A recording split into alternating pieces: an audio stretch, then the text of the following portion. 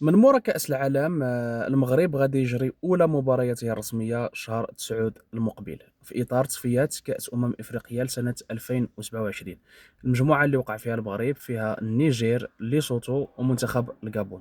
بالنسبة للغابون فهي كتوفر على ملعب اللي هو مؤهل من طرف الكاف.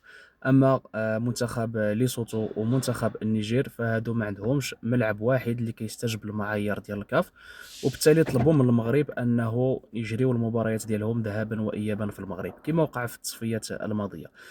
صراحه هذه النقطه هذه كتسيء كثيرا للسمعه ديال المغرب، وكيستغلوها اعداء ديال المغرب باش انه يروجوا المغالطات ديال ان المغرب كيتحكم في الكاف وبان فوزي القجع كيدير ما بغى.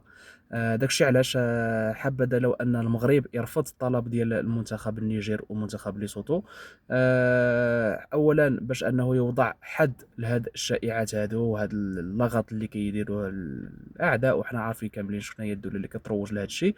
وثانيا حتى اللاعبين الجداد ديال المنتخب الوطني انهم يكتشفوا الادغال الافريقيه، لان كاس افريقيا اللي جايه راه ما غاديش تلعب في المغرب، غادي تلعب في طنزانيا وفي اوغندا.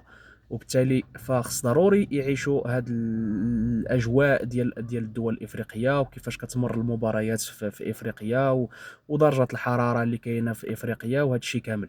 هذا هو الاختبار الحقيقي باش انهم يكتشفوا الدول الافريقيه قبل ما يوصل كاس افريقيا ان شاء الله.